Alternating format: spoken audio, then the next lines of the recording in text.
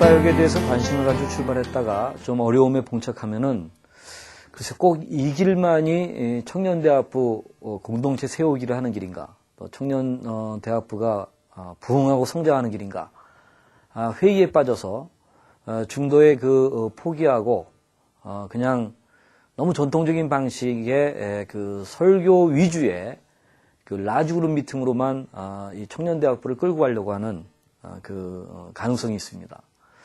되게 그렇게 되는 이유가 뭐냐면, 이 소그룹 사역을 하나의 그냥 성장 도구 정도로만 이해하기 때문에 그렇습니다.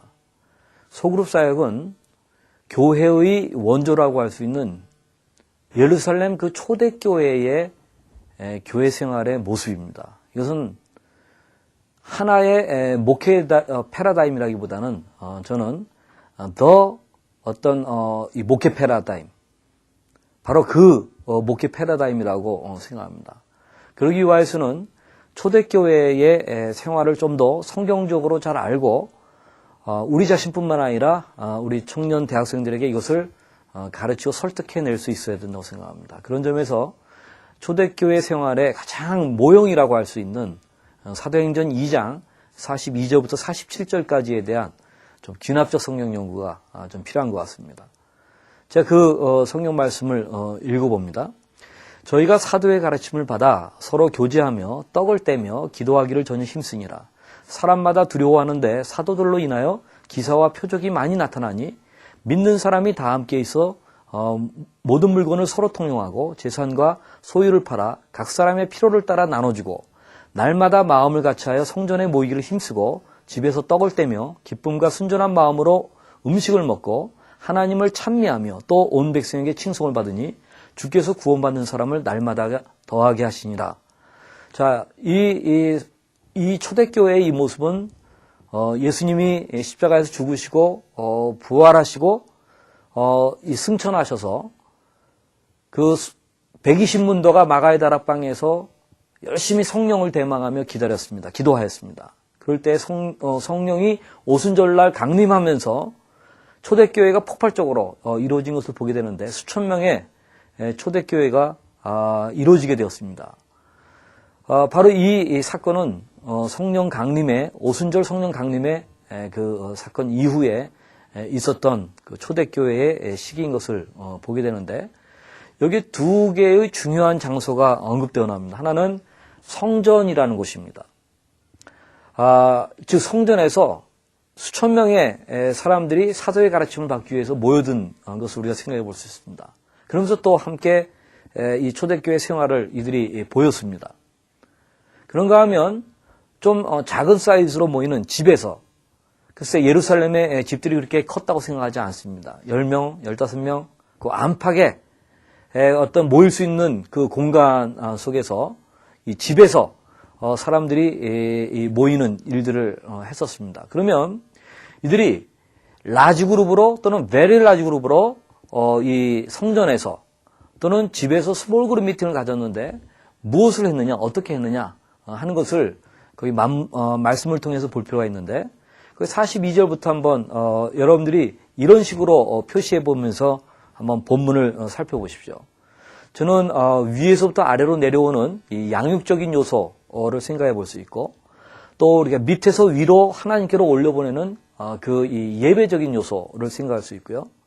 그 다음에 서로 바라보고 나누는 공동체적인 요소, 그 다음에 이 밖으로 그 영향력을 펼쳐 보이는 선교적인 요소, 이렇게 네 가지 요소가 있다고 볼 때 여러분 한번 초대교회 생활이 어떻게 이루어지는지 그 사도행전 2장 42절부터 47절까지의 무엇을 했느냐 하는 것을 통해서 보시기 바랍니다.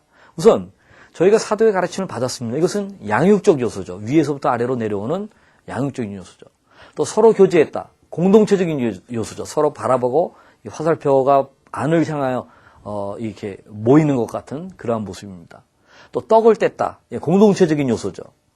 또 기도하기를 전혀 힘썼다. 이것은 예배적인 요소죠. 하나님께로 위로 올려보내는 그러한 그 모습입니다. 그러면서 사도들로 인하여서 기사와 표적이 많이 나타나가지고 주변에 있는 사람들이 좀 두려워하는 마음을 갖게 됐습니다. 이것은 일종의 선교적인 요소, 즉 모인 사람들의 그 어떤 영향력이 밖으로 펼쳐지는 그 선교적인 요소라고 얘기할 수가 있습니다. 그런가 하면 믿는 사람이 다 함께 있어서 물건을 서로 통용했다.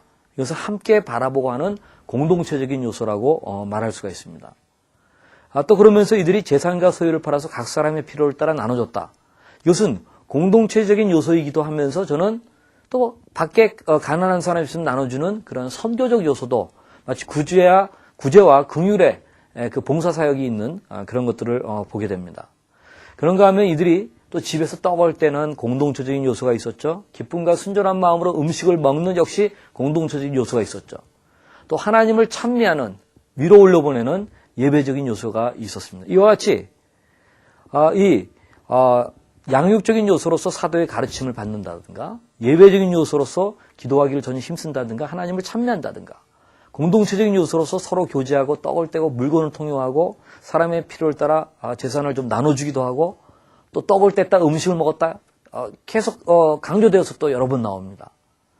그런가 하면은 그 선교적인 요소로 기사와 표적이 많이 나타나서 밖으로 영향력을 끼쳐지고 사람마다 두려워하는 경외감을 갖는 그런 일들이 일어났습니다. 그런가 하면 재산과 소유를 팔아서 나눠주는데 사람의 필요를 따라 나눠주는데 아마 공동체 밖에 있는 가난한 사람들에게도 나눠주는 그런 일들이 있었을 것입니다. 이런 식으로 네 가지 요소죠. 양육적 요소, 공동체적인 요소, 또 서로 바라보고 하는 공동체적인 요소, 그 다음에 하나님께 올려드리는 이 예배적인 요소, 그 다음에 밖으로 영향력을 나타내는 선교적인 요소, 이 네 가지가 라지 그룹 미팅 또는 스몰 그룹 미팅에서 자연스럽게 일어났다는 것입니다.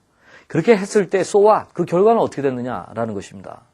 우선은 온 백성에게 칭송을 받았습니다. 이 얘기는 무슨 얘기입니까? 성도들이 이 과정에 참여하는 가운데 질적으로 변화가 일어났다는 얘기입니다. 즉 질적인 성장이 있었던 것을 말해줍니다. 이들이 질적으로 변화되고 질적으로 성장하게 되니까 어떠한 일들이 일어납니까?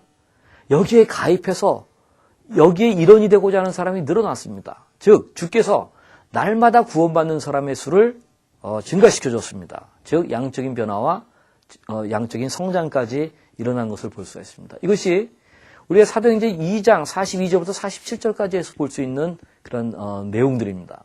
이제 몇 가지 우리의 관심사를 가지고 해석을 해본다면 세 가지 정도를 얘기할 수 있습니다. 첫째, 초대교회는 라지 그룹 미팅 또는 베리 라지 그룹 미팅과 스몰 그룹 미팅으로 모여 사역이 전개된 것을 볼 수 있습니다. 두 번째, 초대교회는 모일 때 양육적인 요소, 뭔가 위로부터 아래로 받는 것이 있었어요. 그 다음에 밑에서 위로 올려보내는 예배적인 요소가 있었어요. 또 함께 서로 바라보고 나누는 공동체적인 요소, 밖으로 영향력을 펼쳐 보이는 선교적인 요소가 있었던 것을 알 수 있습니다. 이 네 가지가 잘 어우러졌습니다. 그 다음에 세 번째로는 초대교회는 이렇게 하는 가운데 질적인, 양적인 변화와 성장이 활발하게 있었다고 하는 얘기입니다. 자, 이런 해석을 기초로 해서 몇 가지 적용을 좀 하고 싶은데요. 첫 번째로는 교회와 청년대학부는 이 대예배, 어떻게 보면 베리 라지 그룹 미팅이죠. 우리 교회에서 주일 대예배, 또 청년대학부의 정기집회, 라지 그룹 미팅이죠. 이런 베리 라지 그룹 미팅이나 라지 그룹 미팅 이런 게 다 필요합니다.